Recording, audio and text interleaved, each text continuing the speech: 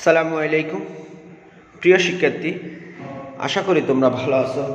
আলহামদুলিল্লাহ, আমিও তোমাদের দোয়ায় ভালো আছি। প্রিয় শিক্ষার্থী, ধীরে ধীরে আমি আমার 349 নাম্বার লেকচারে চলে আসছি। প্রিয় শিক্ষার্থী, এই করোনাকালীন সময়ে অর্থাৎ 2020 সালের মার্চের পর থেকে আজকে পর্যন্ত আমি তোমাদের কথা ভেবে শুধু 349টি ক্লাস সম্পন্ন করলাম। প্রিয় শিক্ষার্থী, জানি না কতটুকু সফল হয়েছি, কতটুকু তোমাদের কাছে এই ক্লাসগুলি পৌঁছাতে পেরেছি জানি না, তবে চেষ্টা করেছি ভালো কিছু উপহার দেওয়ার জন্য। তো প্রিয় শিক্ষার্থী, আজকে আমি নিউটনীয় বলবিদ্যা অধ্যায়ের কিছু গুরুত্বপূর্ণ টপিকস নিয়ে আলোচনা করব। আমরা এর আগে নিউটনীয় বলবিদ্যা অধ্যায়ের আরও কিছু গুরুত্বপূর্ণ টপিকস তোমাদের সামনে আলোচনা করেছি। আশা করি তোমরা সেটা বুঝতে পেরেছো, এবং আমি অনলাইন ক্লাসগুলির উপর বেশ কয়েকটা পরীক্ষাও নিয়েছি। প্রিয় শিক্ষার্থী, তো তোমাদের অনেকেই সেই পরীক্ষায় অংশগ্রহণ করেছো, সেই জন্য তোমাদেরকে ধন্যবাদ। যারা আগে অংশগ্রহণ করো নাই, তোমরা ভবিষ্যতে অংশগ্রহণ করবে সেটা আমি বিশ্বাস রাখি।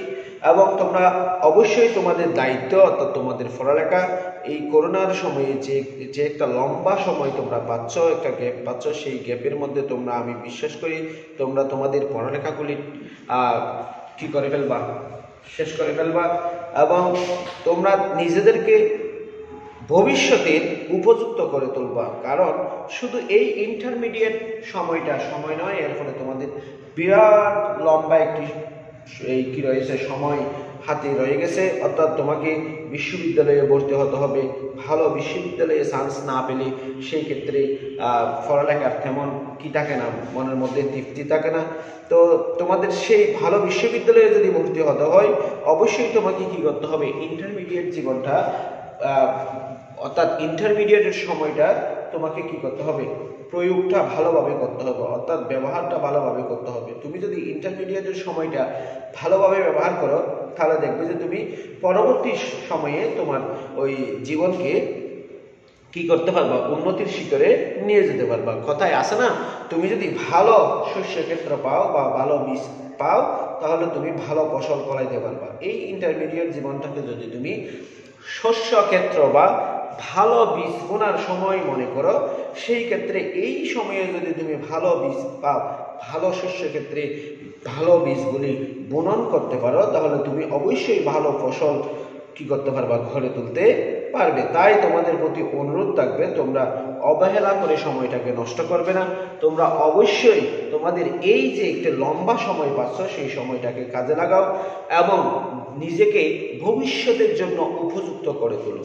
মনে রাখতে হবে, তোমাকে বাইরের কোনো বিশ্ববিদ্যালয় থেকে একটি ডিগ্রি নিয়ে আসতে হবে, বা তোমার মাথায় রাখতে হবে তোমাকে অবশ্যই বাংলাদেশের যে ভালো ভালো বিশ্ববিদ্যালয় যেগুলি আছে, ওয়ার্ল্ড ক্লাস র্যাঙ্কিংয়ের যে বিশ্ববিদ্যালয়গুলি আছে, যেমন ঢাকা বিশ্ববিদ্যালয়, সুয়েট, রাজশাহী বিশ্ববিদ্যালয়, চট্টগ্রাম বিশ্ববিদ্যালয় বা অন্যান্য ভালো ভালো বিশ্ববিদ্যালয় যেগুলি আছে, সেগুলিতে তোমাকে অবশ্যই ভর্তি হওয়ার যোগ্যতা অর্জন করতে হবে। এবং সেই যোগ্যতা অর্জন করার প্রথম এবং প্রধান হাতিয়ার হচ্ছে ইন্টারমিডিয়েট সময়টাকে কি দেওয়া, অধিক বেশি গুরুত্ব দেওয়া এবং এটাকে কাজে লাগানো। প্রিয় শিক্ষার্থী, তাহলে আমরা আমাদের ক্লাসে চলে যাই। আজকে আমরা নিউটনের গতির সূত্রের সীমাবদ্ধতা নিয়ে আলোচনা করব। দেখো প্রিয় শিক্ষার্থী, আমরা গত ক্লাসে নিউটনের গতির সূত্রের প্রয়োগ করছিলাম। আমরা শুধুমাত্র ঘোড়ার গাড়ি টানার ক্ষেত্রে নিউটনের গতির সূত্রের প্রয়োগটা করছিলাম। আমরা পরবর্তীতে অর্থাৎ নেক্সট ক্লাসে আরো 2-3টা প্রয়োগ আছে, সেগুলি আমরা পড়ব। যেমন ওই যে কিভাবে বন্দুকের গুলি ছোড়া হয়, অর্থাৎ বন্দুকের পশ্চাৎ গতি বা বন্দুক হাতে গুলি ছোড়ার সময় নিউটনের গতিসূত্রের কি প্রযোজ্য হয়, এবং মহাকাশ অভিযানের ক্ষেত্রে গতিসূত্রের যে প্রযোজ্য বা প্রয়োগ, সেটা সম্পর্কে আমরা পরবর্তীতে আলোচনা করব পরের ক্লাসে। আজকে আমরা নিউটনের গতির সূত্রের সীমাবদ্ধতা এবং আরো কয়েকটি টার্ম নিয়ে আলোচনা করে আজকের ক্লাসটা শেষ করে দেব। প্রিয় শিক্ষার্থী, আমার বিশ্বাস তোমরা সর্বশেষ পর্যন্ত আমার সাথে থাকবে। তাহলে দেখো, আমরা নিউটনের গতিসূত্রের সীমাবদ্ধতায় চলে যাচ্ছি। দেখো, নিউটনের গতিসূত্র বা বিজ্ঞানী নিউটন 1686-87 সালে যে ঘটনাগুলি তিনি আবিষ্কার করেছিলেন সেগুলি পদার্থবিজ্ঞানের জন্য প্রতিকৃত হয়ে থাকলেও নিউটনের গতিসূত্র পদার্থবিজ্ঞানের একটি গুরুত্বপূর্ণ অংশ হলো এই গতিসূত্রটা সব জায়গায় প্রযোজ্য নয়, কারণ গতিসূত্রের কিছু সীমাবদ্ধতা রয়ে গেছে। অর্থাৎ গতির সূত্রগুলি সবসময় বড় বড় বস্তুর ক্ষেত্রে প্রযোজ্য হয়, অর্থাৎ বস্তুর ভর যদি বেশি হয়, বস্তুটির আকার যদি অনেক বড় হয়, সেই ক্ষেত্রে নিউটনের গতিসূত্রগুলি প্রযোজ্য হয়, অন্যথায় নয়। আমরা একটু দেখি কি কি আছে। বৃহৎ আকৃতির বলের ক্ষেত্রে এই সূত্র প্রযোজ্য, অর্থাৎ দুইটি বস্তুর আকর্ষণ বল যদি অনেক বেশি হয় সেই ক্ষেত্রে শুধুমাত্র গতির সূত্রগুলো প্রযোজ্য হয়, অন্য ক্ষেত্রে নয়। দেখো, যেসব কণার ভর খুব কম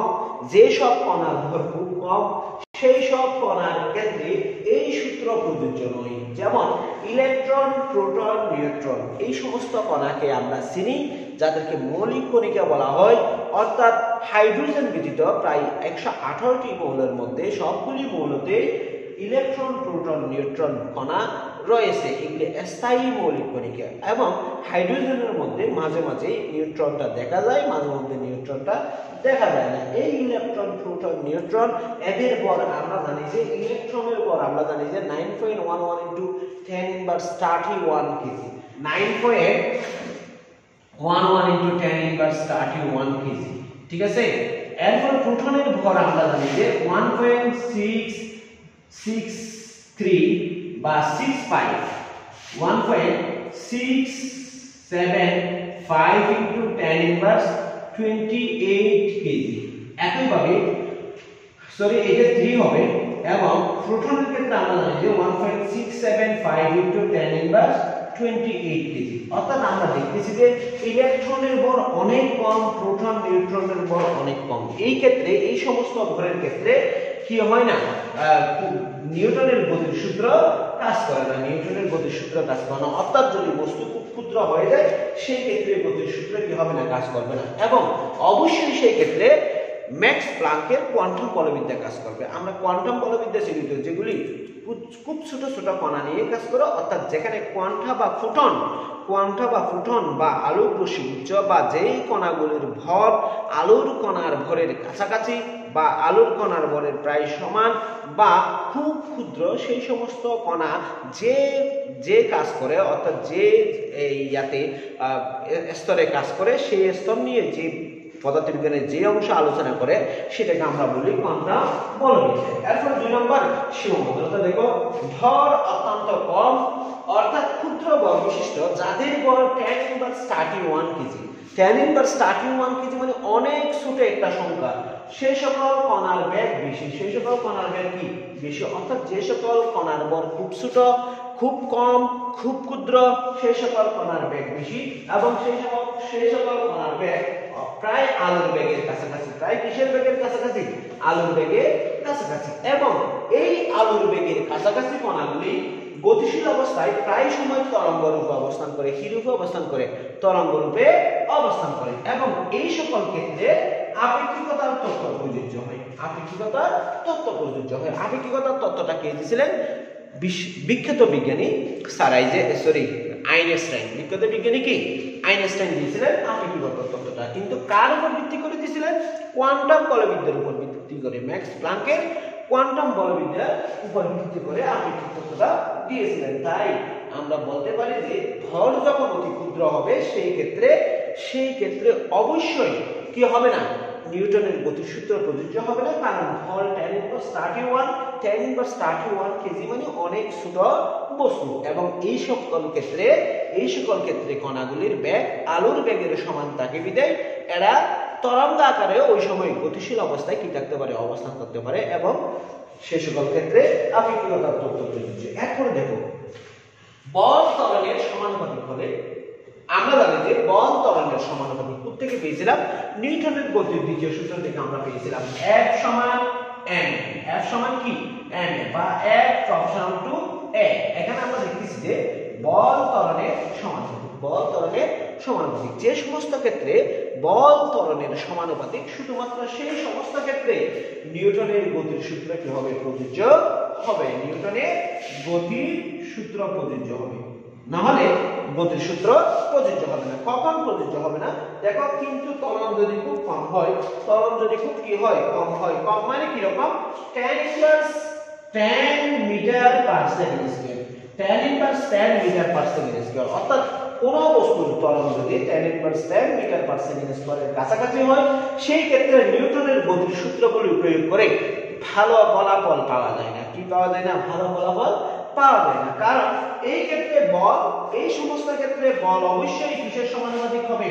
ত্বরণের বর্গের সমানুপাতিক হবে। ত্বরণের বর্গের সমানুপাতিক হবে। আবার বলতেছি, যে সমস্ত কণার ত্বরণ খুব কম, কণার ত্বরণ খুব কম, অর্থাৎ tan inverse 10 metre per second স্কয়ারের কাছাকাছি, সেই সমস্ত ক্ষেত্রে নিউটনের গতির সূত্র প্রযোজ্য হবে না। গতির সূত্র তখনই প্রযোজ্য হবে যখন বল ত্বরণের সমানুপাতিক হবে। বল ত্বরণের সমানুপাতিক হবে, অর্থাৎ F প্রপোর্শনাল টু a হলে শুধুমাত্র নিউটনের গতির সূত্র প্রযোজ্য হবে। কিন্তু যখন F proportional to a square হবে, অর্থাৎ যাদের ত্বরণ খুব কম তাদের ক্ষেত্রে বল ত্বরণের বর্গের সমানুপাতিক, সেই ক্ষেত্রে নিউটনের গতির সূত্র কি হবে না? প্রযোজ্য হবে না। এরপরে দেখো 4 নাম্বার সীমাবদ্ধতা। প্রসঙ্গ কাঠামো যদি জড় প্রসঙ্গ কাঠামো হয়, শুধুমাত্র জড় প্রসঙ্গ কাঠামো হলেই নিউটনের গতির তৃতীয় সূত্র প্রযোজ্য হবে, না হলে জড় প্রসঙ্গ কাঠামো হলে শুধুমাত্র নিউটনের গতির সূত্রগুলো প্রযোজ্য হবে, না হলে কখনো গতির সূত্র কি হবে না? প্রযোজ্য হবে না। এরপরে আমরা বলতে পারি, দেখো 5 নাম্বার আমরা বলতে পারি তরল ও গ্যাস। তরল ও গ্যাস, এই তরল ও গ্যাস এদের প্রবাহী পদার্থ বলে। এদের কি পদার্থ বলে? প্রবাহী পদার্থ বলে। দেখো, তরল ও গ্যাস এদের কি পদার্থ বলে? প্রবাহী পদার্থ বলে। এই সমস্ত প্রবাহীর ক্ষেত্রে নিউটনের সূত্র প্রযোজ্য নয়। এই সমস্ত প্রবাহীর ক্ষেত্রে নিউটনের গতির সূত্র প্রযোজ্য নয়। এই সমস্ত প্রবাহীর ক্ষেত্রে নিউটনের গতির সূত্র কি নয়? প্রযোজ্য নয়। এবং এই ক্ষেত্রে কিসের সূত্র প্রযোজ্য হবে? প্রবাহী বলবিদ্যা বা ফ্লুইড ডাইনামিক্সের সূত্র প্রযোজ্য হবে। এই সকল ক্ষেত্রে প্রবাহী বলবিদ্যা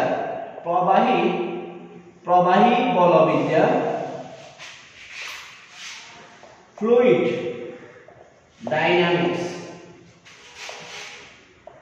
ডাইনামিক্স এর সূত্র প্রযোজ্য হবে। তাহলে আমি আবার বলছি, তরল এবং গ্যাসকে আমরা প্রবাহী পদার্থ হিসেবে চিনি। যে সকল পদার্থ প্রবাহিত হয়, কিভাবে প্রবাহিত হয়? প্রবাহিত কিভাবে হয়? যেমন মনে করো নিরবিচ্ছিন্ন প্রবাহ, অর্থাৎ প্রবাহী পদার্থ মানে মনে করো কোনো একটি পুকুরের সাথে আরেকটি পুকুরকে সংযুক্ত করে দিলে যে পুকুরের পানির উচ্চতা কম, সেই পুকুরে যে পুকুরের পানির উচ্চতা বেশি, সেই পুকুর থেকে কি হবে? পানি প্রবাহিত হবে। কোনো নল বা কোনো কিছুর মধ্যে দিয়ে যখন কোনো বস্তু প্রবাহিত হয়, তখন সেটাকে আমরা বলি প্রবাহী পদার্থ, ঠিক আছে, বা ফ্লুইড, ঠিক আছে। তাহলে এই ফ্লুইডগুলো এখানে তরল এবং গ্যাস যেহেতু প্রবাহিত হয়, তাই তাদেরকে আমরা বলবো প্রবাহী পদার্থ। এবং এই সমস্ত ক্ষেত্রে, যে সমস্ত ক্ষেত্রে প্রবাহী পদার্থ কাজ করে, সেই সমস্ত ক্ষেত্রে নিউটনের গতির সূত্রসমূহ প্রযোজ্য হবে না। এবং ওই ক্ষেত্রে ফ্লুইড ডাইনামিক্স বা প্রবাহী বলবিদ্যা প্রযুক্ত হবে। ফ্লুইড ডাইনামিক্স, ঠিক আছে, ফ্লুইড ডাইনামিক্স বা কি প্রযুক্ত হবে? প্রবাহী বলবিদ্যা প্রযুক্ত হবে। এবার দেখো চৌম্বকের ক্ষেত্রে অনুচৌম্বকের গতি, তড়িৎ ক্ষেত্রের চার্জের গতি। দেখো 6 নাম্বার, চুম্বকের ক্ষেত্রে বা অনুচার্জের গতি, চৌম্বকের ক্ষেত্রে বা অনুচার্জের গতি বা তড়িৎ ক্ষেত্রের চার্জের গতি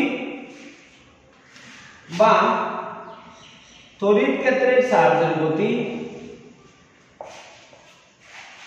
এই সমস্ত ক্ষেত্রে নিউটনের গতির সূত্র প্রযোজ্য হবে না। নিউটনের গতির সূত্র প্রযোজ্য হবে না। আমি আবার বলতেছি, চৌম্বকের ক্ষেত্রে এবং অনুচার্জ অর্থাৎ খুব ক্ষুদ্র চার্জের গতি বা তড়িৎ চার্জের গতি, এই সমস্ত ক্ষেত্রে কিসের সূত্র প্রবাহিত হবে না?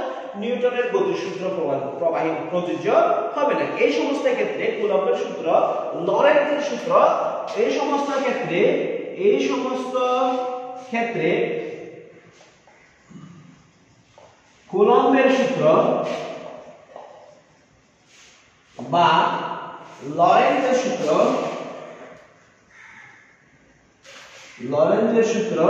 কি হবে? প্রযোজ্য হবে। তাহলে আমরা দেখতেছি যে ফ্লুইড ডাইনামিক্স বা তরল বা গ্যাসের ক্ষেত্রে নিউটনের গতির সূত্র প্রযোজ্য হবে না। আবার কিসের ক্ষেত্রে? তড়িতের ক্ষেত্রে, তড়িৎ বা চৌম্বক, অর্থাৎ চৌম্বকের ক্ষেত্রে চৌম্বকের যে বিভিন্ন কি আছে, কাজ আছে বা তড়িতের যে প্রয়োগ বা কাজ আছে, সেই ক্ষেত্রে হবে না, এই নিউটনের গতির সূত্র প্রযোজ্য হবে না। শুধুমাত্র কুলম্বের সূত্র বা লরেন্জের সূত্র বা ফ্যারাডের সূত্র, এই সমস্ত সূত্রগুলি কি হবে? প্রযোজ্য হবে। তাপ সঞ্চালনের ক্ষেত্রে দেখো, আমি যখন কোনো বস্তুকে তাপ দেব, সেই ক্ষেত্রে তাপ সঞ্চালিত হয়। তাহলে তাপ সঞ্চালনের ক্ষেত্রে 7 নাম্বার, তাপ সঞ্চালনের ক্ষেত্রে নিউটনের গতির সূত্র প্রযোজ্য নয়। তাপ সঞ্চালনের ক্ষেত্রে নিউটনের গতির সূত্র কি নয়? প্রযোজ্য নয়। অবশ্যই এই ক্ষেত্রে থার্মোডাইনামিক্স বা তাপগতিবিদ্যা, এই ক্ষেত্রে কে কাজ করে? তাপগতিবিদ্যা বা থার্মোডাইনামিক্স কাজ করে। এই ক্ষেত্রে তাপগতিবিদ্যার সূত্র প্রযোজ্য হবে। তাহলে আমরা দেখতেছি যে, প্রিয় শিক্ষার্থী, নিউটনের গতিসূত্র বা নিউটন যে গতি বিষয়ক যে বিস্তর আলোচনা বা বিস্তর গবেষণার ফলাফল রেখে গেছেন, সেই ফলাফল পদার্থবিজ্ঞানে গুরুত্বপূর্ণ ভূমিকা রাখলো বা পদার্থবিজ্ঞানের একটি গুরুত্বপূর্ণ স্থান দখল করে রাখলো। এই গতির সূত্র অনেক ক্ষেত্রে কি থেকে যায়? এই গতির সূত্রের সীমাবদ্ধতা থেকে যায়। সেই সীমাবদ্ধতা আমরা একটু তোমার সামনে নিরূপণ করার চেষ্টা করলাম। আশা করি তোমরা বুঝছো। আমি জিনিসগুলো আবার বলতেছি, পদার্থবিজ্ঞানের ক্ষেত্রে যে নিউটন সাহেব যে গতির সূত্র দিয়েছেন, সেই গতির সূত্র শুধুমাত্র বৃহৎ আকৃতির বলের ক্ষেত্রে প্রযোজ্য হবে। ক্ষুদ্র বা খুব ছোট বস্তুর ক্ষেত্রে এগুলি প্রযোজ্য নয়। যেমন ইলেকট্রন, প্রোটন, নিউট্রন, যাদের ভর 10^31 কেজির কাছাকাছি, এই ক্ষেত্রে এই সূত্র কি হবে না? প্রযোজ্য হবে না। এই ক্ষেত্রে কোয়ান্টাম বলবিদ্যা বা ম্যাক্স প্লাঙ্কের কোয়ান্টাম বলবিদ্যা প্রযোজ্য হবে। আবার আমরা দেখতেছি যে সমস্ত কণার ভর খুব কম, অর্থাৎ যারা 10^31 কেজির কাছাকাছি, তারা কি অবস্থায় থাকে? তরঙ্গ রূপে অবস্থান করে। কারণ সে সমস্ত কণার বেগ আলোর বেগের কাছাকাছি, এবং এই আলোর বেগের কাছাকাছি কণার গতি, বৈশিষ্ট্য ইত্যাদি আলোচনা করার জন্য বা নিরূপণ করার জন্য ম্যাক্স প্লাঙ্কের কোয়ান্টাম তত্ত্বের সাথে সাথে আইনস্টাইনের আপেক্ষিকতার তত্ত্বের প্রয়োজন পড়ে। আবার দেখো, আমরা বলছিলাম যে সমস্ত কণার ক্ষেত্রে বল ত্বরণের সমানুপাতিক, সেই সমস্ত কণার ক্ষেত্রে শুধুমাত্র নিউটনের গতির সূত্রগুলি প্রযোজ্য হয়। কিন্তু অনেক ক্ষেত্রে ত্বরণের পরিমাণ খুব কমে যায়। কিরকম? 10^10 মিটার/সেকেন্ড এর কাছাকাছি চলে যায় বা তার চেয়ে কম হয়ে যায়। ওই সমস্ত ক্ষেত্রে কিন্তু নিউটনের গতির সূত্র কাজ করে না। তখন কাজ করে না এই কারণে আমরা আগেই জেনেছি যে যদি বল ত্বরণের সমানুপাতিক হয়, সেই ক্ষেত্রেই শুধুমাত্র নিউটনের গতির সূত্র প্রযোজ্য হবে। কিন্তু ত্বরণের পরিমাণ যদি খুব কম হয়, 10^10 মিটার/সেকেন্ড এর কাছাকাছি চলে যায়, সেই ক্ষেত্রে কিন্তু বল ত্বরণের সমানুপাতিক থাকে না। সেই ক্ষেত্রে কিন্তু বল ত্বরণের বর্গের সমানুপাতিক হয়ে যায়। বল ত্বরণের বর্গের কি হয়ে যায়? সমানুপাতিক হয়ে যায়। এবং আমি আরো বলছিলাম যে যদি জড় প্রসঙ্গ কাঠামো হয়, সেই ক্ষেত্রে শুধুমাত্র নিউটনের গতির সূত্রগুলি প্রযোজ্য হয়। কিন্তু যদি প্রসঙ্গ কাঠামো জড় প্রসঙ্গ কাঠামো না হয়, অর্থাৎ অজড় প্রসঙ্গ কাঠামো হয়, অজড় প্রসঙ্গ কাঠামো মানে কি? যে প্রসঙ্গ কাঠামোতে নিউটনের গতির সূত্রগুলি প্রযোজ্য নয়, সেই প্রসঙ্গ কাঠামোকে বলা হয় অজড় প্রসঙ্গ কাঠামো। অর্থাৎ অজড় প্রসঙ্গ কাঠামো হলে সেই ক্ষেত্রে নিউটনের গতির সূত্র প্রযোজ্য হবে না। আমরা বলছিলাম যে তরল এবং গ্যাস তরল এবং গ্যাস এরা প্রবাহী পদার্থ, কারণ এদের গতিশীল হওয়ার জন্য অবশ্যই প্রবাহিত হতে হয়। এই তরল এবং গ্যাসকে বলা হয় ফ্লুইড ডাইনামিক্স বা প্রবাহী গতিবিদ্যার উপাদান। এই তরল এবং গ্যাস এর ক্ষেত্রে নিউটনের গতির সূত্র কখনো প্রযোজ্য হবে না। এই ক্ষেত্রে ফ্লুইড ডাইনামিক্স বা প্রবাহী গতিবিদ্যা বা প্রবাহী বলবিদ্যার সূত্র কি হবে? প্রযোজ্য হবে। এরপর আমি বলছিলাম যে চুম্বকের ক্ষেত্রে বা তড়িতের ক্ষেত্রে, চুম্বক বা তড়িতের ক্ষেত্রে কিন্তু নিউটনের গতির সূত্র কি হবে না? প্রযোজ্য হবে না। ওই যে চুম্বক বা তড়িতের ক্ষেত্রে ফ্যারাডের সূত্র, কুলম্বের সূত্র বা লরেন্জের সূত্র ইত্যাদি সূত্রগুলি কি হবে? প্রযোজ্য হবে। এরপরে আমরা দেখছিলাম যে কোনো বস্তুকে যখন উত্তপ্ত করতে হয় তখন তাতে কি করা হয়? তাপ প্রয়োগ করা হয়। কোনো তরল পদার্থ বা অন্য কোনো পদার্থকে যদি উত্তপ্ত করা হয় সেই ক্ষেত্রে নিউটনের গতিশক্তি কি হবে না? কাজ করবে না। সেই ক্ষেত্রে অবশ্যই তাপগতিবিদ্যা বা থার্মোডাইনামিক্সের সূত্র প্রযোজ্য হবে, অর্থাৎ সেটা দিয়ে কাজ করতে হবে। প্রিয় শিক্ষার্থী, আশা করি তোমরা নিউটনের গতির সূত্র সমূহে সীমাবদ্ধতা বুঝতে পেরেছ। আমি আজকে আরো দুটি টপিকস নিয়ে আলোচনা করব, এরপরে আজকের ক্লাসটা শেষ করে দেব। প্রিয় শিক্ষার্থী, তোমাদের সবাইকে আগামী ক্লাস অর্থাৎ 350তম ক্লাসটি দেখার জন্য আহ্বান বা অনুরোধ করতেছি। তোমরা অবশ্যই আমার 350তম ক্লাসে উপস্থিত থাকবে। দেখো, আমি তোমাদের জন্যই শুধুমাত্র এই কষ্টগুলি করতেছি। আমি চাইলে অন্যান্যদের মতন বাসায় বসে বা শুয়ে বা অন্য কাজগুলি করে দিন কাটিয়ে দিতে পারতাম, কিন্তু আমি চাই আমার স্টুডেন্টগুলি ভালো করুক, সারা বাংলাদেশের সায়েন্সের স্টুডেন্টগুলি ভালো করুক, সায়েন্স এগিয়ে যাক। আমার যদি সামান্য একটু সময়ে তোমার সামান্য লাভ হয় তাতে তো আমার কোনো ক্ষতি নেই। আমি তোমার ভালো চাই, এই জন্যই এই মহামারীর সময়েও আমি আমার সমস্ত কাজ ছেড়ে তোমাদের জন্য একটি নির্দিষ্ট সময়, প্রতিদিনের একটি নির্দিষ্ট সময় অনলাইন ক্লাসে চলে আসি। আমি ধীরে ধীরে এই যে কি বলে ক্লাস করতে করতে আজকে 349তম লেকচারে চলে আসছে। প্রিয় শিক্ষার্থী, এই যে আমার একটা সাধনা, আমার একটা চেষ্টা, আমি যখন লেকচার শুরু করেছিলাম, অর্থাৎ যখন প্রথম ক্লাসটি আমি যেদিন শুরু করছিলাম 2020-এর 24শে মার্চ বা 23শে মার্চ আমি যখন শুরু করছিলাম, তখন আমি কখনো কল্পনাও করিনি যে আমি 349টি লেকচারে পৌঁছে যাব। আমি যে আমার একটা জেদ ছিল, আমার একটা সাধনা ছিল, আমার একটা ইচ্ছে ছিল, আমি করব, আমি তোমাদের জন্য ঘরে যাব, আমি তোমাদেরকে কিছু দেওয়ার চেষ্টা করব। সেই জন্য আমি আজকে এই পর্যন্ত চলে এসেছি। প্রিয় শিক্ষার্থী, তোমাদের মধ্যে যদি তোমরা সেই জেদটাকে কি করতে পারো,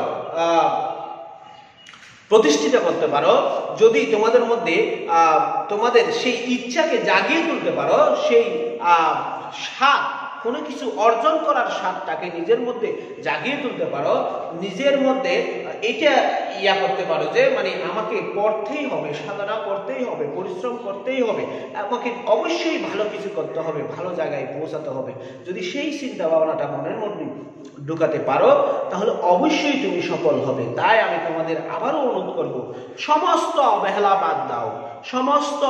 বাদ দাও, নিজের অলসতাকে দূর করে দাও এবং নিজের মধ্যে কোনো কিছু পাওয়ার আগ্রহ তৈরি করো, অর্থাৎ প্রবল আগ্রহ, শুধু আগ্রহ হলে হবে না, প্রবল ইচ্ছা তৈরি করো এবং এটা মনের মধ্যে নিয়ে নাও যে আমাকে অবশ্যই ভালো কিছু করতে হবে, ভালো একটা পজিশনে যেতে হবে, ভালো একটি বিশ্ববিদ্যালয়ে পড়তে হবে, আমাকে মেডিকেলে চান্স পেতে হবে।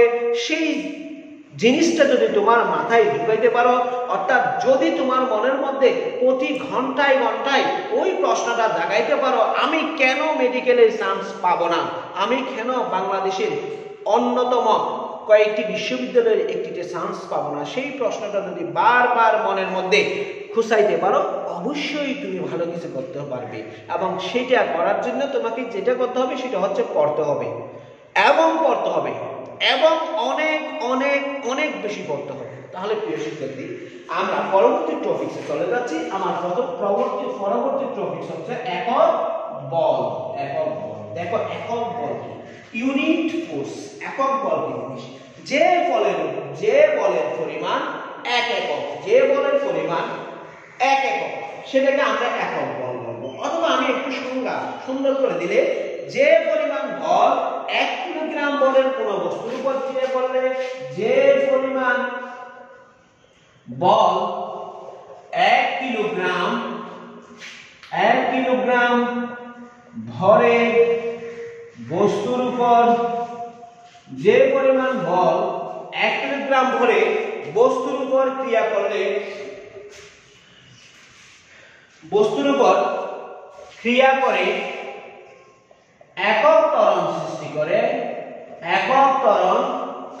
সৃষ্টি করে তাকে একক বল বলবো, তাকে একক বল বলে। আবার বলতেছি, যে পরিমাণ বল আবার বলতেছি, যে পরিমাণ বল 1 কিলোগ্রাম বলের কোন বস্তুর উপর ক্রিয়া করে একক ত্বরণ সৃষ্টি করবে তাকে একক বল বা 1 নিউটন বল বলে। 1 নিউটন বল বলা হয়, 1 নিউটন বল বলা হয়। দেখো প্রিয় শিক্ষার্থী, বলের একক হচ্ছে নিউটন, বলের একক হচ্ছে কি নিউটন। এই জন্য আমরা বলতেছি যে যদি কোনো বস্তু 1 কিলোগ্রাম কোন বলের কোন বস্তু, এই 1 কিলোগ্রাম বলের কোন বস্তুর উপর যদি আমি বল প্রয়োগ করি, যে বল প্রয়োগ করার কারণে তার ত্বরণ 1 মিটার পার সেকেন্ড স্কয়ার হবে, একক ত্বরণ সৃষ্টি হবে বা 1 মিটার পার সেকেন্ড স্কয়ার ত্বরণ সৃষ্টি হবে, সেই বলকে আমরা বলবো 1 নিউটন বল বা একক। 1 নিউটন বল বা কি বল? একক বল। এরপর দেখো বলের একক। দেখো আমরা বলের একক জানি নিউটন, তাহলে আমি এখানে আর বলার তো দরকার ছিল না, বলের একক বলার দরকার ছিল না। আমি কিছুক্ষণ আগেই বলছিলাম বলের একককে নিউটন দ্বারা প্রকাশ করা হয়, অর্থাৎ বলের একক নিউটন। আমি সংজ্ঞার ক্ষেত্রেও বলছিলাম যে পরিমাণ বল 1 কিলোগ্রাম বস্তুর উপর প্রযুক্ত হলে ওই বস্তুটার ত্বরণ একক হবে, অর্থাৎ 1 মিটার পার সেকেন্ড স্কয়ার হবে, সেই বলকে আমরা বলবো একক বল বা 1 নিউটন। কিন্তু এখানে ঘটনা আছে, পদার্থবিজ্ঞানে বলের 2 ধরনের একক রয়েছে। পদার্থবিজ্ঞানে বলের কয় ধরনের একক রয়েছে? 2 ধরনের একক রয়েছে। 2 ধরনের বলের 2 ধরনের একক রয়েছে, বলের 2 ধরনের একক রয়েছে। আমি যে এককটা বলছিলাম সেটা হচ্ছে এসআই একক, ইন্টারন্যাশনাল একক, অর্থাৎ system of international unit, system of কি ইন্টারন্যাশনাল ইউনিট বা এসআই একক। আমি বলের 2 ধরনের এককের কথা এখানে বলবো, একটা হচ্ছে বলের ফরম, এক নম্বর হচ্ছে বলের ফরম বা নিরপেক্ষ একক, নিরপেক্ষ একক। আবার বলতেছি, এক নম্বর হচ্ছে বলের ফরম বা নিরপেক্ষ একক, অ্যাবসোলিউট ইউনিট অফ ফোর্স।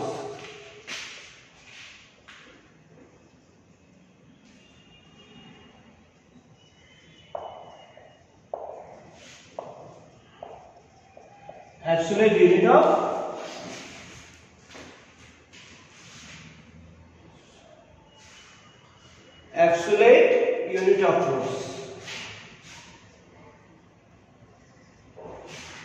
আরেকটা হচ্ছে দেখো, একটা ছিল বলের ফরম বা নিরপেক্ষ একক, আরেকটা হচ্ছে বলের অভিকর্ষীয় একক। বলের অভিকর্ষীয় একক, বলের অভিকর্ষীয় একক,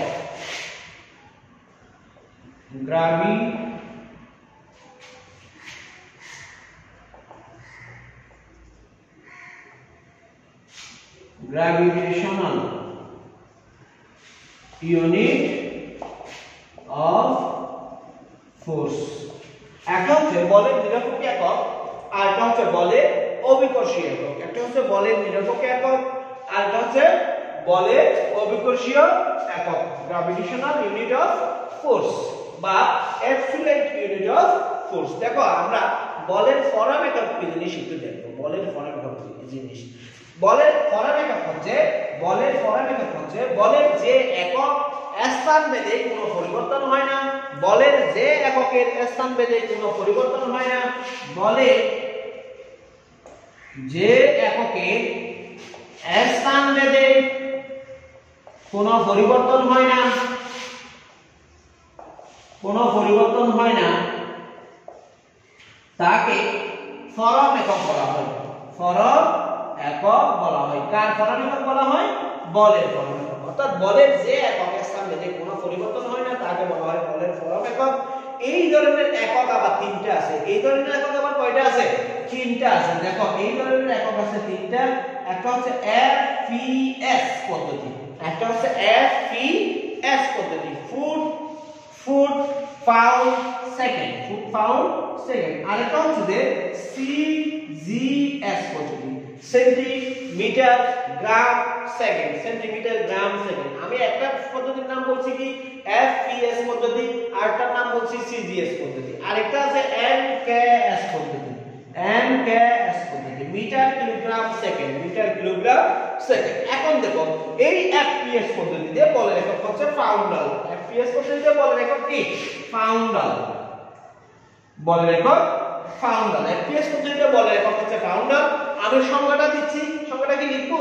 লিখি, যে পরিমাণ বল 1 পাউন্ড ভর বিশিষ্ট কোনো বস্তুতে প্রযুক্ত হয়ে, যে পরিমাণ বল, আমি উপরে লিখি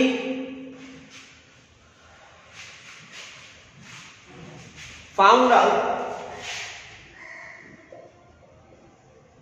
যে পরিমাণ বল, যে পরিমাণ বল 1 পাউন্ড বস্তুর উপর 1 পাউন্ড ভর বিশিষ্ট কোনো বস্তুতে প্রযুক্ত হয়ে, যে পরিমাণ বল 1 পাউন্ড ভর বিশিষ্ট কোন বস্তুতে প্রযুক্ত হয়ে 1 ফুট পার সেকেন্ড ত্বরণ সৃষ্টি করে তাকে 1 পাউন্ডাল বলা হয়। 1 পাউন্ডাল বলা হয়। 1 পাউন্ডাল কি হয়? বলা হয়। আমি আবার বলতেছি, যে পরিমাণ বল 1 পাউন্ড বল বিশিষ্ট কোন বস্তুর উপর প্রযুক্ত হয়ে, যে পরিমাণ বল 1 পাউন্ড বল বিশিষ্ট কোন বস্তুর উপর প্রযুক্ত হয়ে 1 ফুট পার সেকেন্ড স্কয়ার ত্বরণ সৃষ্টি করে, সেই পরিমাণ বলকে 1 পাউন্ডাল বলা হয়। 1 পাউন্ডাল মানে হচ্ছে যে 1 pound into 1 feet metre per second square. 1 poundal, 1 poundal মানে হচ্ছে যে 1 পাউন্ড, POUND, 1 পাউন্ড ইনটু এই 1 পাউন্ডকে B দ্বারা প্রকাশ করা হয়, 1B into 1 feet S, 1 feet inverse 2, 1 feet inverse 2। অর্থাৎ আমাকে বলছিল কি, যদি 1 ফিট ইনভার্স 2 হবে না, 1 feet second square inverse 2, 1 feet second square second inverse 2। অর্থাৎ আমি বলছিলাম যে পরিমাণ বল 1 পাউন্ড ভর বিশিষ্ট কোন বস্তুর উপর প্রযুক্ত হয় তাকে 1 পাউন্ড ভর বিশিষ্ট কোন বস্তুর উপর প্রযুক্ত হয়ে 1 ফুট পার সেকেন্ড স্কয়ার ত্বরণ সৃষ্টি করে তাকে 1 পাউন্ডাল বলা হয়। 1 পাউন্ডাল মানে হচ্ছে যে 1 pound into 1 fit per second square, 1 fit per second square. একইভাবে CGS পদ্ধতিতে CGS পদ্ধতিতে বলের একক হচ্ছে ডাইন। CGS পদ্ধতিতে বলের একক কি? ডাইন। CGS পদ্ধতিতে বলের একক ডাইন। আর MKS পদ্ধতিতে বলের একক কি? নিউটন। আমি ডাইনের সংজ্ঞাটা একটু দেব, নিউটনের সংজ্ঞাটা দেব না, কারণ আমরা নিউটনের সংজ্ঞাটা আগেই পড়ছি। শুধুমাত্র ডাইনের সংজ্ঞাটা আমরা এখন একটু এখানে কি করব? আলোচনা করব। দেখো ডাইন কি জিনিস, CGS পদ্ধতিতে বলের একক ছিল ডাইন, এবং ডাইন কি জিনিস আমরা এখন একটু দেখব। ডাইন মানে হচ্ছে যে পরিমাণ বল 1 গ্রাম ভর বিশিষ্ট কোন বস্তুতে প্রযুক্ত হয়ে, যে পরিমাণ বল 1 গ্রাম ভর বিশিষ্ট কোন বস্তুতে প্রযুক্ত হয়ে 1 সেন্টিমিটার পার সেকেন্ড স্কয়ার ত্বরণ সৃষ্টি করে তাকে 1 ডাইন বলা হয়, তাকে 1 ডাইন বলা হয়। আবার বলতেছি, কাইন্ডলি একটু মনোযোগ দিয়ে শুনবা, ভেরি ভেরি ইম্পর্টেন্ট জিনিস।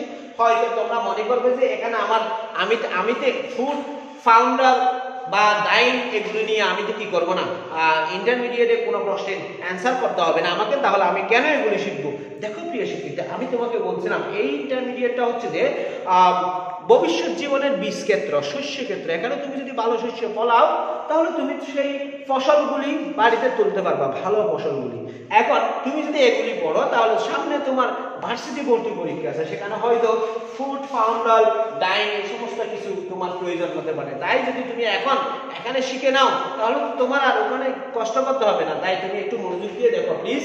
এই পদ্ধতিতে অর্থাৎ যে পরিমাণ বল 1 গ্রাম বল বিশিষ্ট কোনো বস্তুতে প্রয়োগ করলে, যে পরিমাণ বল 1 গ্রাম বল বিশিষ্ট কোনো বস্তুতে প্রয়োগ করলে 1 সেন্টিমিটার পার সেকেন্ড স্কয়ার ত্বরণ সৃষ্টি হয়, তাকে এক ডাইং বলা হয়। তাকে কি বলা হয়? এক ডাইং বলা হয়। কাইন্ডলি একটু দেখবা, এক ডাইং মানে হচ্ছে যে, তাহলে আমরা বলতে পারি এক dyne equal 1 centimetre, sorry 1 gram into 1 centimetre per second square. প্রিয় শিক্ষার্থী, আশা করি তোমরা বলের ফরম একক অর্থাৎ যে একক স্থানটা যে পরিবর্তন হয় না সেই এককের তিনটি রূপ এফপিএস পদ্ধতি, সিজিএস পদ্ধতি এবং এমকেএস পদ্ধতি সম্পর্কে একটা ধারণা পেলে, আমি এমকেএস পদ্ধতির একক জানি সেটা হচ্ছে নিউটন। সেই নিউটন সম্পর্কে আমি আলোচনা করতেছি না, কারণ এর আগেই আমরা শুরুতেই নিউটন নিয়ে আলোচনা করছিলাম, অর্থাৎ একক বলের সংজ্ঞা দিয়েছিলাম, সেজন্য আমি নিউটন সম্পর্কে আলোচনা করতে চাচ্ছি না। আমি এই নিউটন ডাইন সম্পর্ক, নিউটন ফাউন্ডাল সম্পর্ক, নিউটন নিউটন ডাইন সম্পর্ক এবং এক ডাইন 1 কেজি সম্পর্ক নিয়ে একটু আলোচনা করব। তাই তোমাদের হয়তো কাজে লাগবে, তোমরা একটু মনোযোগ দিয়ে আর 10 থেকে 12টা মিনিট দেখবে, এরপর আমি আমার ক্লাসটা শেষ করে দেব। প্রিয় শিক্ষার্থী, একটু দেখো, আমি প্রথমে নিউটন ডাইন সম্পর্কটা লিখব। নিউটন ডাইন সম্পর্ক, নিউটন ডাইন সম্পর্ক। আমি একটু দেখবা নিউটন ডাইন সম্পর্ক। দেখো, আমি কিছুক্ষণ আগে বলছিলাম 1 নিউটন সমান 1 kg into 1 metre per second square. কিছুক্ষণ আগে আমি বলছিলাম 1 নিউটন সমান 1 kg into 1 metre per second square. এখন দেখো, আমি ডাইনের সংজ্ঞা দিতে গিয়ে বলছিলাম যে 1 গ্রাম ভর বিশিষ্ট কোনো বস্তুর ত্বরণ যদি 1 সেন্টিমিটার পার সেকেন্ড স্কয়ার হয়, 1 সেন্টিমিটার পার সেকেন্ড স্কয়ার হয়, তাহলে এটাকে অবশ্যই কিসে নিয়ে যেতে হবে? গ্রামে নিয়ে যেতে হবে। 1 কেজি সমান হচ্ছে 1000 গ্রাম ইনটু 1 মিটারকে আমাকে অবশ্যই কিসে নিয়ে যেতে হবে? সেন্টিমিটার নিয়ে যেতে হবে। সেন্টিমিটার নিয়ে গেলে 1 মিটার সমান হচ্ছে 100 সেন্টিমিটার পার সেকেন্ড স্কয়ার। তাহলে আমি যদি গুণ করি তাহলে আমরা পাবো 1000000 গ্রাম সেন্টিমিটার পার সেকেন্ড স্কয়ার, বা 10 টু দি পাওয়ার 5 এই 1 গ্রাম সেন্টিমিটার পার সেকেন্ড স্কয়ার মানে হচ্ছে 9। অর্থাৎ আমরা লিখতে পারি যে 1 নিউটন সমান 10 to the power 5 dine. 1 newton সমান কত? 10 টু দি পাওয়ার 5 ডাইন। এটা আমরা লিখতে পারি। এখন আমরা ডাইন এবং পাউন্ডালের মধ্যে সম্পর্ক ঘটাবো। ডাইন পাউন্ডাল, কাইন্ডলি একটু দেখবা প্লিজ। ডাইন পাউন্ডাল, দেখো আমি বলছিলাম যে 1 পাউন্ডাল ইকুয়াল, আমরা পেয়েছিলাম 1 পাউন্ডকে আমি 1 বি দ্বারা প্রকাশ করছিলাম, অর্থাৎ পাউন্ড কে বি দ্বারা প্রকাশ করা হয় into 1 feet second square per second square, 1 feet second square. দেখো, ডাইন পাউন্ডাল সম্পর্ক নিয়ে যাব, অর্থাৎ আমি এই যে এখান থেকে 1 পাউন্ডাল পাইলাম, এই পাউন্ডালটা আমি কোথায় নিয়ে যাব? আমি নিয়ে যাব ডাইনে। আমি ডাইনে নিয়ে গেলে আমাকে অবশ্যই সেটাকে গ্রামে প্রকাশ করতে হবে এবং ফিটকে সেন্টিমিটারে প্রকাশ করতে হবে। ফিটকে কিসে প্রকাশ করতে হবে? সেন্টিমিটারে প্রকাশ করতে হবে। দেখো, 1 পাউন্ড মানে হচ্ছে 453.6 গ্রাম। 453 কত গ্রাম? 6 গ্রাম। এবং 1 ফিট মানে হচ্ছে প্রায় 30.48 সেন্টিমিটার, 30.48 সেন্টিমিটার, বা আমরা 30 সেন্টিমিটারও বলতে পারি। ঠিক আছে, অর্থাৎ আমি কাছাকাছি একটা মান নিলাম। 2.5 হিসাব করে আমার, বা 2.54 হিসাব করলে আমার এই মানটা আসে। বুঝা গেছে? তোমরা এটা একটু কাইন্ডলি একটু দেখবা, 2.54 হিসাব করলে এটা আসে। আমরা জানি যে 1 ইঞ্চি সমান 2.54 সেন্টিমিটার। বুঝা গেছে? এমনি আমাদের স্কেল যেটা আমরা হিসাব করি বা স্কেল যেটা ইউজ করি, সেই স্কেলে কিন্তু 1 ফিট সমান 30 সেন্টিমিটার দেয়া আছে। 1 ফিট সমান কি আছে? 30 সেন্টিমিটার দেয়া আছে। আমি ওই যে দশমিকের তারতম্য বা হেফ রেটের কারণে আমি লিখলাম 30.48, আর এখানে আসবে পার সেকেন্ড স্কয়ার। তাহলে এগুলি গুণ করলে আমরা পাবো 13,825.7 ডাইন।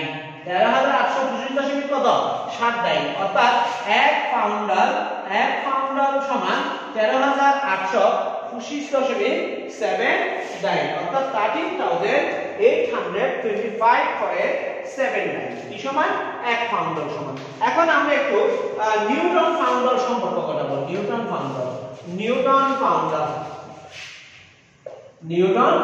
পাউন্ডাল সম্পর্ক কাইন্ডলি একটু দেখব। নিউটন পাউন্ডাল সম্পর্ক কি জিনিস?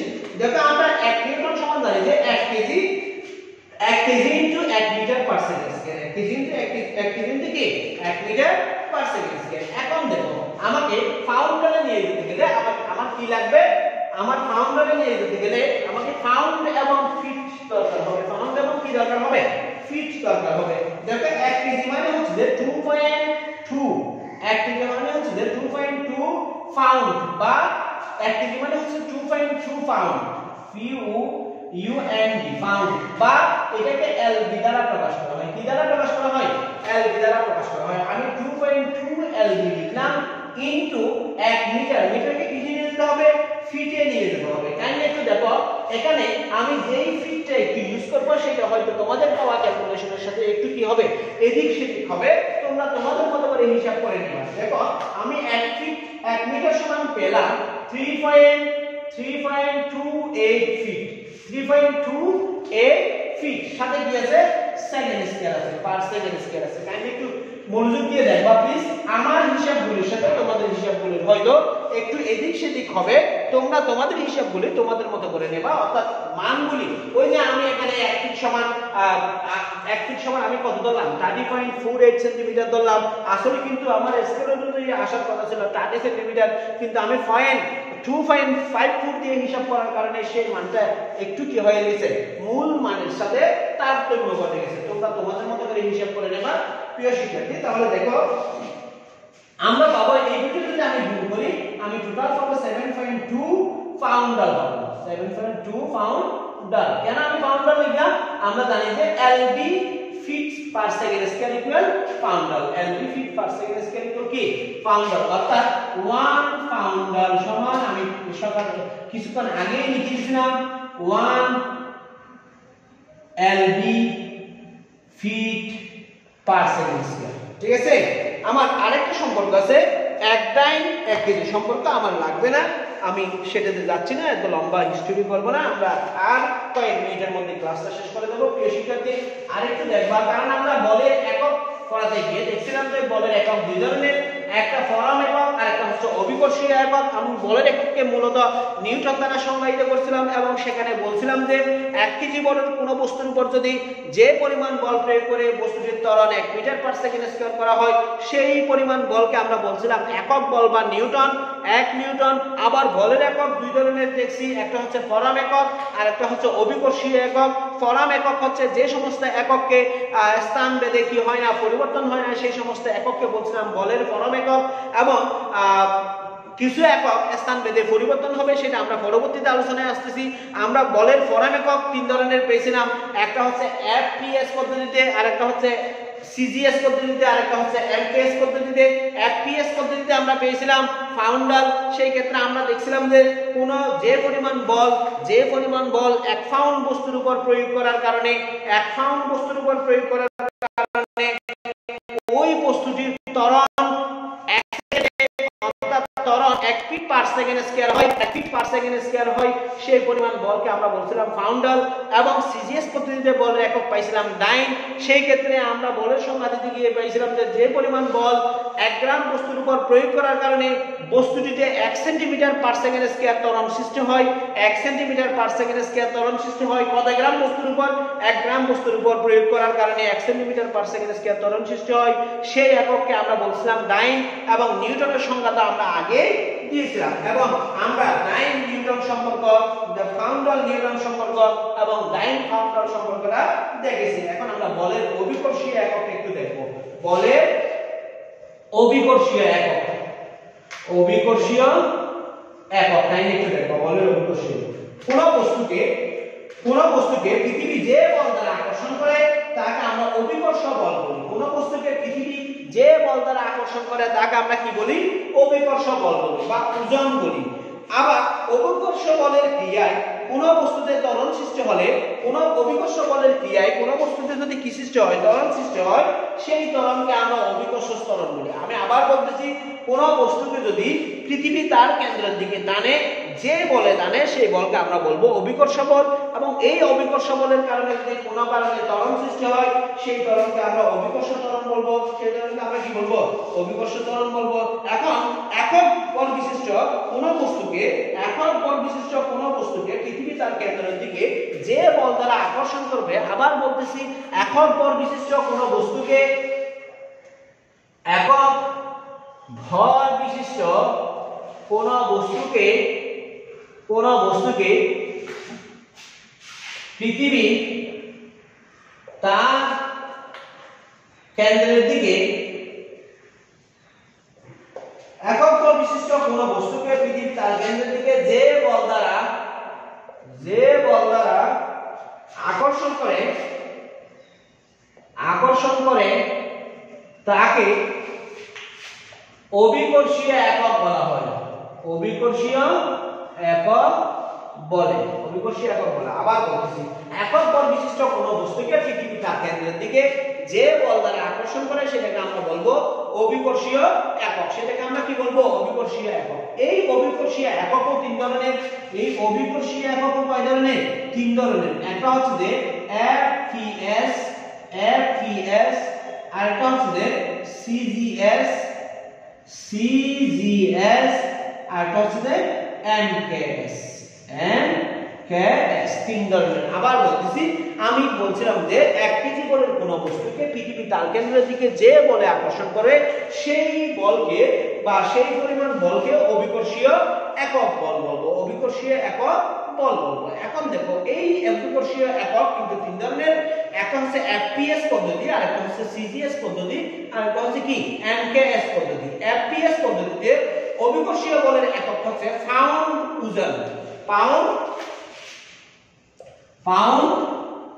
ওজন বা LBWT। WT 1 গ্রাম বল বিশিষ্ট। সংখ্যাটা আমি লিখবো কাইন্ডলি। 1 গ্রাম, 1 পাউন্ড বল বিশিষ্ট কোন বস্তুকে পৃথিবী তার কেন্দ্রের দিকে যে বল দ্বারা আকর্ষণ করে, 1 পাউন্ড বল বিশিষ্ট, 1 পাউন্ড ভর বিশিষ্ট, 1 পাউন্ড ভর বিশিষ্ট কোন বস্তুকে পৃথিবী তার কেন্দ্রের দিকে যে বলে আকর্ষণ করে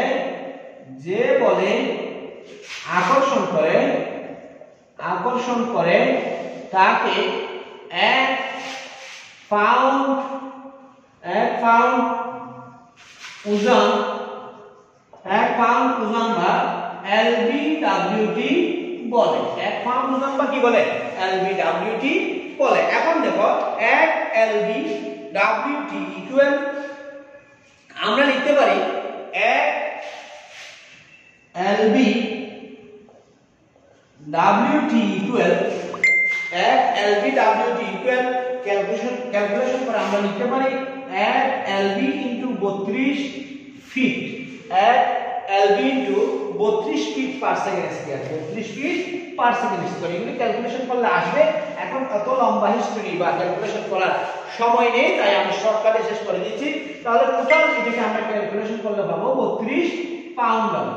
32 কি পাউন্ডাল পাবো। আমি আবার বলতেছি, 1 পাউন্ড বল বিশিষ্ট কোন বস্তুকে পৃথিবী তার কেন্দ্রের দিকে যে বলে আকর্ষণ করে, 1 পাউন্ড বল বিশিষ্ট কোন বস্তুকে পৃথিবী তার কেন্দ্রের দিকে যে বলে আকর্ষণ করে তাকে 1 পাউন্ড ওজন বলা হয়। পাউন্ড ওজনকে LBWT দ্বারা প্রকাশ করা হয়। 1 LBWT সমান হবে 32 পাউন্ড। 1 LBWT সমান কি হবে? 32 পাউন্ড। এবার দেখো, CGS পদ্ধতিতে বলের অভিকর্ষীয় একক হচ্ছে গ্রাম ওজন। CGS পদ্ধতিতে বলের অভিকর্ষীয় একক হচ্ছে গ্রাম ওজন বা W গ্রাম ওজন। এটাকে আমরা লিখতে পারি GMWT। ডাব্লিউটি। এখন আমি এটার সংজ্ঞা যদি দিই তাহলে আমরা লিখব 1 গ্রাম ভর বিশিষ্ট 1 গ্রাম ভর বিশিষ্ট কোনো বস্তুকে পৃথিবী তার কেন্দ্রের দিকে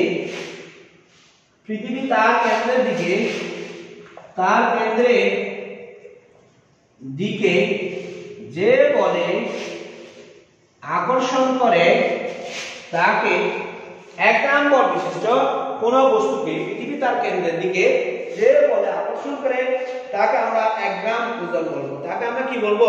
1 গ্রাম ওজন বলবো। তাকে 1 গ্রাম ওজন বলে বা 1 গ্রাম ওজনকে আমি ওই ইংলিশ ইয়াতে GMWT বলে। এখন দেখো 1 গ্রাম ওজন সমান আমরা লিখতে পারি 1 গ্রাম ওজন। 1 গ্রাম ওজন সমান আমরা কি লিখতে পারি? দেখো প্রিয় শিক্ষার্থী, 1 গ্রামকে গ্রামে রেখে দিলাম এবং এই ওজনটাকে আমি সেন্টিমিটার পার সেকেন্ড স্কয়ারে নিয়ে যাব। সেন্টিমিটার পার সেকেন্ড স্কয়ারে নিয়ে গেলে আমরা টোটালি পাবো 980 centimetre per second square. 980 centimetre per second square. কারণ আমরা জানি যে গ্রাম সেন্টিমিটার পার সেকেন্ড স্কয়ার সমান ডাইন, তাহলে আমরা পাবো 1 গ্রাম ওজন সমান 980 ডাইন। 980 ডাইন, অর্থাৎ আমরা 1 গ্রাম ওজন সমান পাবো 980 ডাইন। 900 কত ডাইন? 80 ডাইন। এবং MKS পদ্ধতিতে একক হচ্ছে কিলোগ্রাম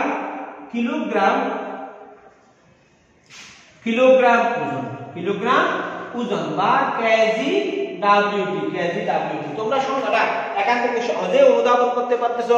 উপরের গুণিত অনুসারে 1 কিলোগ্রাম বলের কোন বস্তুকে পৃথিবী যে বলে আকর্ষণ করে 1 কিলোগ্রাম বলের কোন বস্তুকে পৃথিবী যে বলে আকর্ষণ করে তাকে বলা হয় কি? কিলোগ্রাম ওজন। তাকে কি বলা হয়? কিলোগ্রাম ওজন। আবার বলতেছি 1 কিলোগ্রাম বলের কোন বস্তুকে পৃথিবী যে বলে তার কেন্দ্রের দিকে আকর্ষণ করে তাকে বলা হবে 1 কিলোগ্রাম ওজন। 1 কিলোগ্রাম ওজন। প্রিয় শিক্ষার্থী, 1 কিলোগ্রাম ওজন মানে হচ্ছে যে 1 কিলোগ্রাম ওজন মানে হচ্ছে যে 1 kg into 9.8 metre per second square. 1 kg into 1 kg weight হচ্ছে যে 1 kg into 9.8 metre per second square বা 9.8 kg metre per second square বা 9.8 নিউটন। 9.8 নিউটন। তাহলে প্রিয় শিক্ষার্থী, আশা করি তোমরা বুঝতে পারছো কিভাবে বলের এককগুলি নির্ধারণ করা হয়েছে বা বলের এককগুলি কিভাবে ব্যাখ্যা করা হয়েছে। আমি বল সম্পর্কে জেনেছি, একক বল সম্পর্কে জেনেছি এবং বলের 2 ধরনের একক সম্পর্কে জানেছি। আবার ওই 2 ধরনের এককের প্রত্যেকটি 3 ধরনের একক রয়েছে, সেগুলি সম্পর্কে আমরা বিস্তারিত জানতে পেরেছি। প্রিয় শিক্ষার্থী, অনেকক্ষণ কষ্ট দিলাম, আজকে এই পর্যন্ত। আর আমি আমার ক্লাসটিকে বেশি লিখতে চাচ্ছি না। প্রিয় শিক্ষার্থী, ভালো থেকো।